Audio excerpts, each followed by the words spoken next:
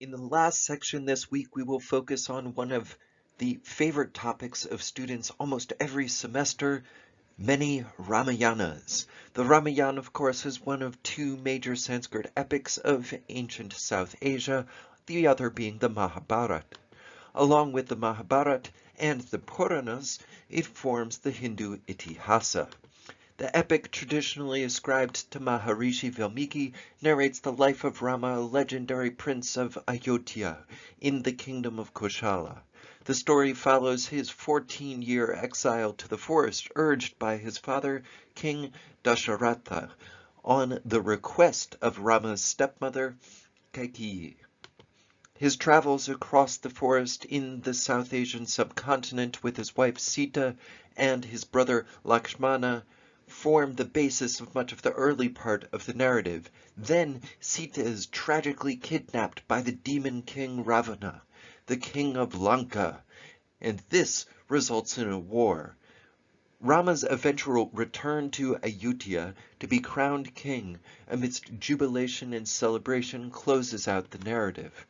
There have been many attempts to unravel the epic's historical growth and composition in layers. Various recent scholars estimate the earliest stage of composition ranging from the 7th to the 4th centuries before the Common Era, with later stages extending up to the 3rd century of the Common Era. The religious significance of the Ramayana centers upon Rama, avatar of Vishnu, as a demonstrator of Dharma, portrayed here in his blue-skinned form with his magical bow in a Thai royal palace mural painting that I took a photograph of several years ago. Rama, the hero of the Ramayana, is one of the most popular deities worshipped in the Hindu religion. Each year, many devout pilgrims trace their journey through India and Nepal, halting at each of the holy sites associated with Rama along the way. The epic poem of the Ramayana is not seen as just a literary monument, but also serves as an integral part of Hinduism and is held in such reverence that merely reading or hearing it, or even just certain passages of it, is believed by Hindus to free them from certain past bad karma and to bless the reader or the listener. So you're really benefiting from this week in more ways than one.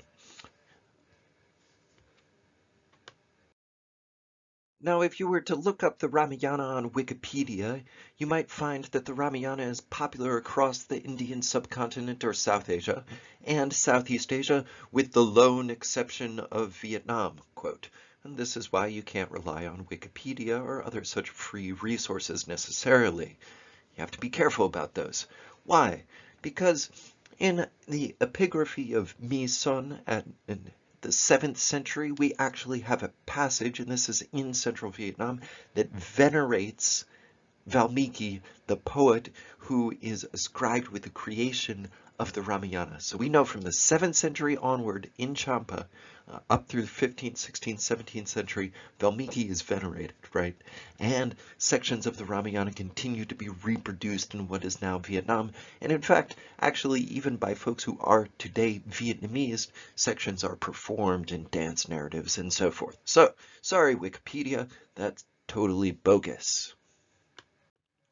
That said, I do also want to emphasize that there are many, many local traditions in South Asia, not just Southeast Asia, of independent versions of the Ramayana. For example, the Kamba Ramayana is ascribed to the Tamil poet Kambar and created in the 12th century. This is Kambar creating his own version of the Ramayana called the Kamba Ramayana. Then in the 14th century, you have a Kannada poet, Narahari Torave, who creates another Ramayana.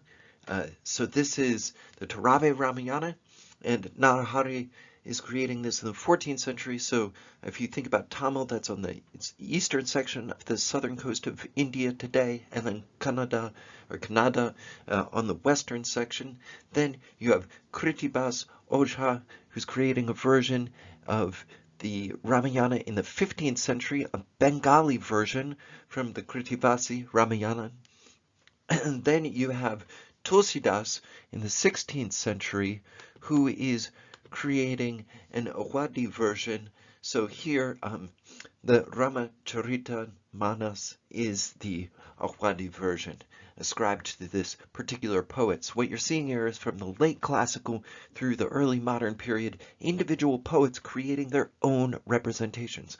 There are also visual representations, Balinese painters from Southeast Asia perhaps being the most famous. In the early 20th century, for example, I Gusti Tokar, I Dewa Potosohi, I Dewa Gede Rakapoja, and Idabagu Made Togog all create very famous versions of sections of the Ramayana in painting form, which are sold in major markets in the Netherlands and Paris and France and London, New York, and so forth.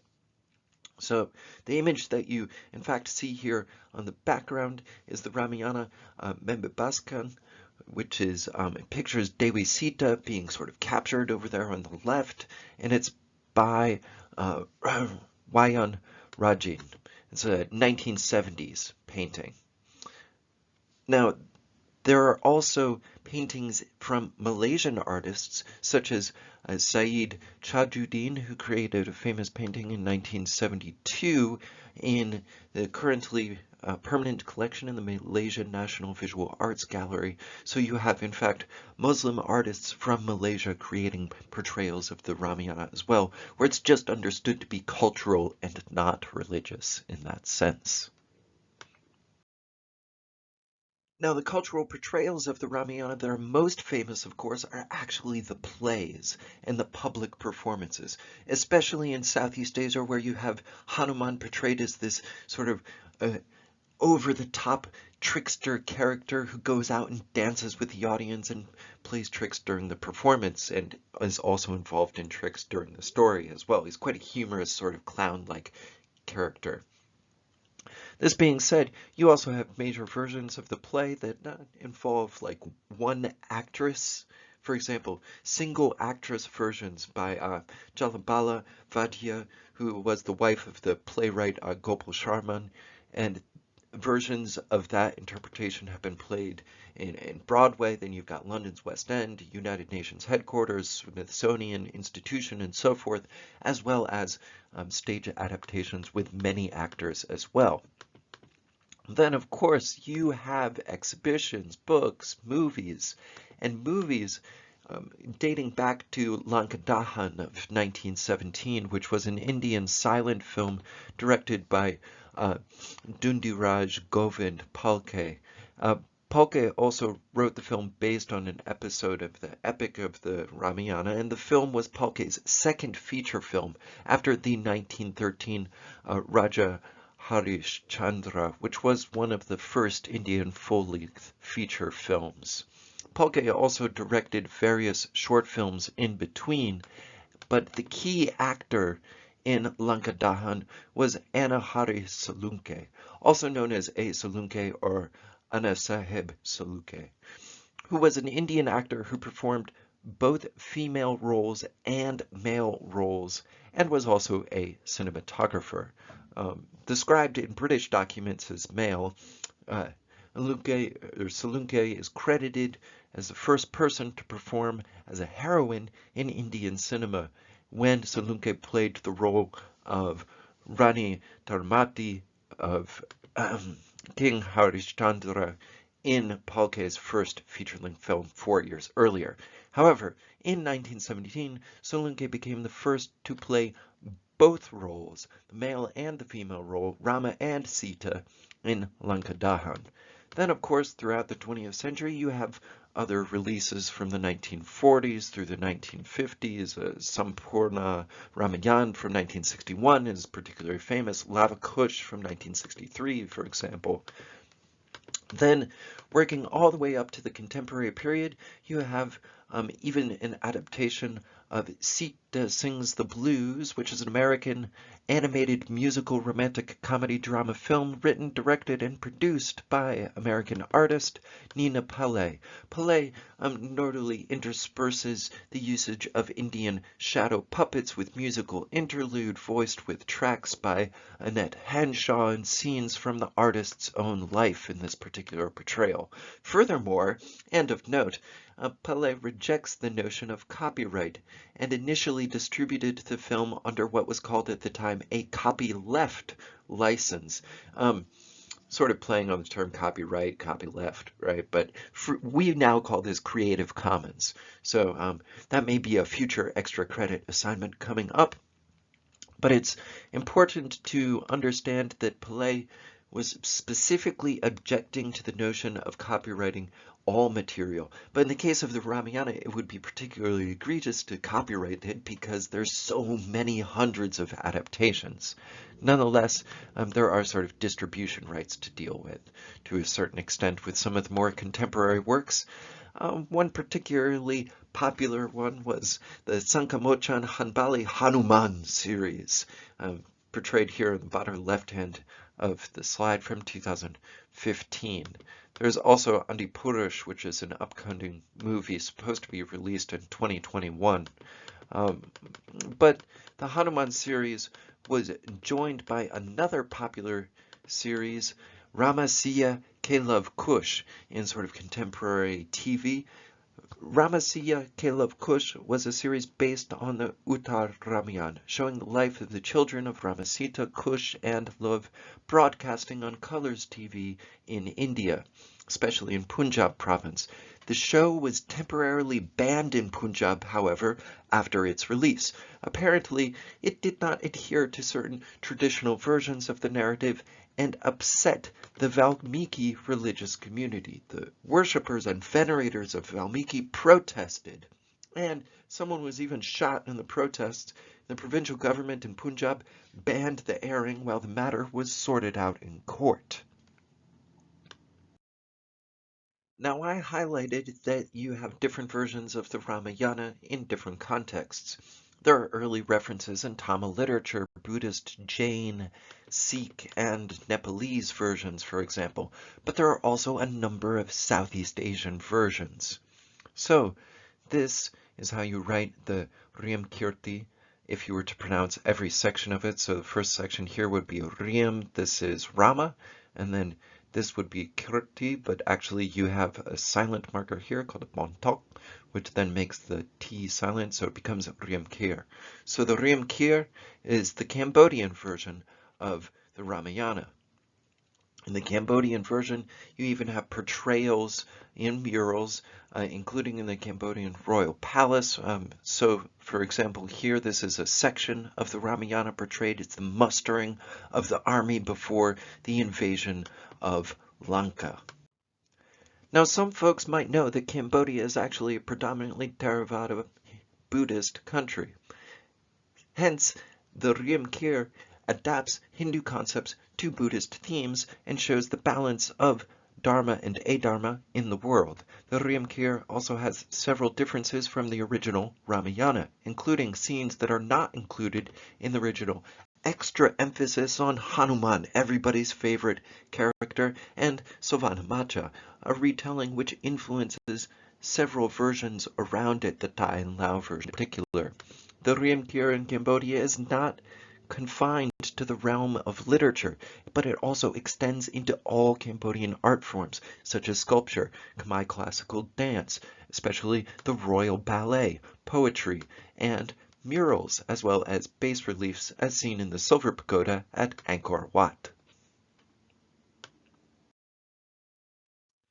There are several Indonesian adaptations of the Ramayana, including the Javanese Cacao Ramayana and the Balinese Ramakovacha. The first half of the Cacao Ramayana is similar to the original Sanskrit version, but the second half is very different, and there are reasons for this. There is the inclusion of Javanese guardian demigod Semar and his sons Gareng, Petruk, and Bagong, who make up the numerically significant Punakawan or clown servants pictured here on the left-hand side of the slide, as shadow puppets or puppets. The Cacao Ramayana is believed to have been written in central Java right around the 9th century during the reign of Pusendak of the Medang Kingdom. The Javanese Cacao is not based entirely on Valmiki's epic, however. It's actually based on a 7th century South Asian poet Bhattacharya's Ravanada, which is the Ravana massacre. In Java and also Bali, the Cacao Ramayana has been spread with the use of Rantal or Lantar. Rantal is the Javanese and Lantar is the Balinese. These are palm leaf manuscripts pictured as an example on the right-hand side of the slide. They might be illustrated, carved into the base of the palm leaf, and also there are wayang performances. So wayang wong would be stage performances and wayang kulit would be shadow puppet performances. You also have very popular performances such as the Kecak performances on the island of Bali, oftentimes done at sunset for dramatic effect, where these chants are done as part of the performance, and then eventually during the peak of the performance, Hanuman might come out, fire is set, and then Hanuman burns down Lanka, dances up into the audience, and so forth, and has this sort of dramatic effect to his appearance, and then dancing off of the stage towards the end of the performance. It's quite an audience-involved section. Hanuman might come out and pretend to pick out lice from the audience's hair, take photos with them, and so forth. So again, you have the emphasis on Hanuman here. Somewhat similar to the Cambodian version of the Rimkir, the Pralak Pralam of Laos incorporates elements of Buddhist understanding into the narrative, but there are some key differences as well. The Pralak Pralam is named after two principal characters, the brothers Pralak or Lakshman and Pralam or Rama. So you have Lakshmana and Rama. It's focusing on the brothers as the element, the operating element of the narrative. Since Pralam is considered the hero, it is believed the altered name was chosen for euphony, right? So poetic purposes. Veteran dance performers at Luang Prabang, however, say that Pralak comes from the first in deference to his voluntary assistance of Rama in the story of Praram, whose actions are considered to be obligatory to his kingship. This story is also considered a Jataka tale. Now remember that the Buddha is understood as an avatar of Vishnu in Hindu understanding, so that was sort of incorporated into Buddhism. Well, now you have a Hindu text being incorporated back into Buddhist understandings here by saying, no, this is a story of the past life of the Buddha. It's one of the Jatakas, the stories of the past life of the Buddha. It was also called the Ramakian in Lao, which is taken from the Thai and also the Khmer name. But in this story, you have a Lao language version, and the emphasis is very much told in terms of thinking about this as a past life of the Buddha. The Buddha revealed which characters of the Pralak and Pralam epic were reincarnated at the end of the story. So you have the Buddha revealing who is Buddhist in their past lives as well. So there's the hermit, the father of Nang Pangsi, who is reincarnated as Mahasilaput, so Sariputta. Then you have the marvelous horse who appears, that's Mahamokala, and then you have Chaulaxi, then you have the foster father of Nang Sita or Sita, who becomes, in a reincarnated version, Mahakasyapa. Then you have Tao Sankip, who becomes Anguliman or Angulimala. Then you have Mahatururatat, who becomes another major Buddhist figure, Pralak, who becomes Ananda, one of the cousins of the Buddha. And then you have Ta Praput, who becomes Ta Lahun, or Rahula, the son of the Buddha. So all of the characters are reincarnated into Buddhist forms, and this is all revealed at the end of the Pralak Pralam. Now, if we head southward to Malaysia, you would find, somewhat parallel to Laos and Cambodia, a circumstance where the Hindu text has been incorporated into another religious context, a predominantly Muslim country. In this sense, the religious text becomes a cultural text. It's not explicitly religious, as the Hikayat Sari Rama of Malaysia. And it incorporates elements of both Hindu sort of mythos as the cultural part, and then elements of Islamic culture as well. There are numerous branch stories that have also been developed as building on top of the Hikayat Seri Rama. For example, Malay writers and storytellers produced versions in which Laksmana or Lakshman plays a larger role, sometimes becoming even more important than Rama, which is kind of similar to the Lao idea of Pralak Pralam. Rama, although righteous and virtuous, was perceived in the Hikayat Sariram to be weak, and his character is often moved to the background, while the younger Lakshmana is admired for his courage and willingness to react decisively. This epic is written in its present form sometime between the 13th and 17th centuries, and reaches its present form right around the 17th century, and is generally regarded as a manifestation of the cultural ideals of the ruling elite in the various Malay sultanates. There are all the versions of this are believed to have been oral first and then written down later, although there might be some South Asian influence, and in some versions of the text you get the phrase the Bismillah at the beginning, right? Bismillah Rahmani Rahim, right? So opening of an Islamic prayer. You might also find invocations to Allah, and also some versions explicitly coming out and stating that Allah is the only deity, or the only God. There is only Allah's God. That being said, you also have significant South Asian immigrant populations who began to emerge in Southeast Asia from the early modern through the modern period, including a large Tamil diaspora. And sometimes temple sites sort of become tourist sites as well. And this is the case with the Batu Caves. So the Batu Caves features a Ramayana cave. The Ramayana cave is situated on the extreme left as one faces a sheer wall of the hill. And you have this massive statue out front, but you also have a massive statue of Lord Hanuman here, which is really signifying, sort of flagging the Southeast Asian preference for Hanuman. The cave is opened in a consecration ceremony that was held in November 2001, so it's actually a relatively recent development.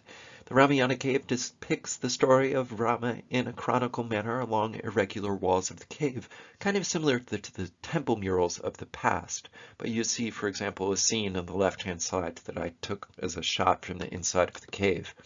Outside of the cave, you also have this 140-foot tall statue of Lord Murugan, which was unveiled in January 2006, and it took about 3 years to construct. It's the tallest Lord Murugan statue in the entire world. So this is a site for devotees as well as tourists, as well as just sort of general interested population. But what's notable in the Ramayana cave is you have this sort of paneling of the story, which is very similar to the temple paintings of earlier periods. The Burmese version of the Ramayana is the Yamazata. The Burmese name itself derives from the Ramayana, while Zata refers to an acted play or being part of the Jataka tales of Theravada Buddhism, kind of similar to the Lao version in this sense. The Burmese Ramayana was influenced greatly by the Ayutthaya kingdom, and during various historical periods the Kamba Dynasty invaded part of the Dai Ayutthaya kingdom, making the Yamazata kind of similar to the Dai Ramakien. The invasions brought back the spoils of war, including elements of the Ramakien, into the epic.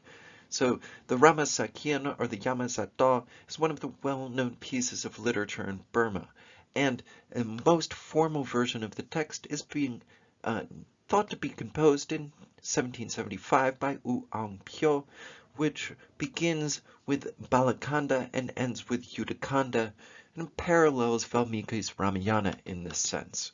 There are also important Burmese literature and classical music pieces that are related to the Yamasato, which are developed across the early modern and modern period. These include Uto's Yamayakan and also the Tida Yakan, the Rama song and Sita song, which are both written in 1784.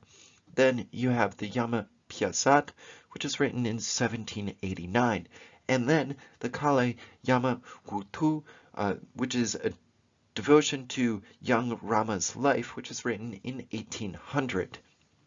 There is also this emergence of a royal ballet tradition across the modern period in Burma and Myanmar as well.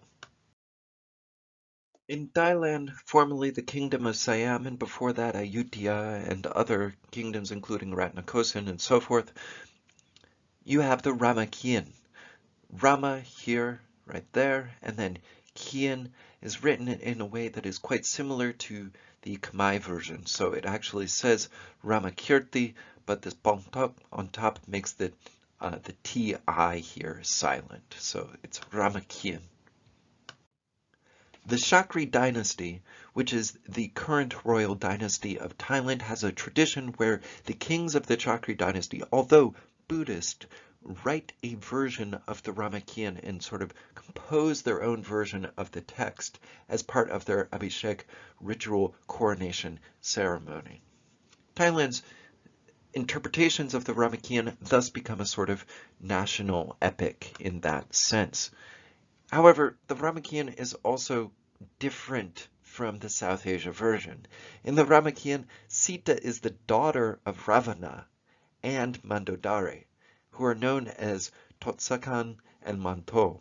Then you have Vibhishana, who is known as Pipek, the astrologer brother of Ravana, who predicts the death of Ravana from the horoscope of Sita. Ravana has thrown her into water, but she is later rescued by Janaka or Janok. While the main part of the rest of the story is quite similar to the other versions of the Ramayana that we have discussed, many other aspects are sort of transposed into a Thai context, such as the clothes, the weapons, the topography, geography, elements of nature, which are all described as being in a Thai style. Ayutthaya, the Thai classical, late classical, and early modern kingdom, is even named after Ayutthaya, the city of the Ramayana. Then you also have a classical Southeast Asian expanded role for Hanuman, and he is portrayed as a lascivious character in the text. He's constantly getting himself into trouble by, how should we put this in polite terms, flirting too much. In the Ramakien, you can also see stage portrayals, but perhaps most famous are these elaborate illustrations of the Wat Phra Kaeo, the royal temple in Bangkok. So here's another scene from it where Hanuman, making use of his special power to make himself quite big and make himself quite small, here makes himself very big to become a land bridge for the army to march across. The monkey army is marching across from the mainland to the island of Lanka in that panel. Now, I brought up the classical interpretations of the Ramayana that demonstrate that the Ramayana was popular across Southeast Asia from the 7th century onward, but I do want to emphasize that there are continuing modern adaptations that are going on. The Ramayana is continuing to spread across the region and has through the 20th century. So, in the Philippines, you have the Maharadja Lawana, an epic poem of the Maranao people of the Philippines, one of the Philippines' ethnic minority groups, which has been regarded as a localized version of the Ramayana since it is well documented and translated into English by Professor Juan Francisco. Juan Francisco began his studies in the 1960s and finished his translation and publication into English in 1968. The poem, which had not been written down before Francisco translated it and Mandali's translation, was an oral poem that narrates the adventures of the Monkey King, Maharaja Lawana, whom the gods have gifted with immortality. So Francisco, who was a person who studied Hinduism and Indology, or the study of India from the University of Philippines, Manila, believed that the Ramayana narrative had arrived in the Philippines sometime between the 17th and 19th centuries vis-a-vis interactions with what were thought to be essentially Malaysian and Indonesian cultures, especially those of the Javanese court, and through trading connections extensively to India. But then you had this modern adaptation and stage performance which grew out of that. So I want to close on that note, put any comments or questions you have in the forum below, and let's get the discussion going.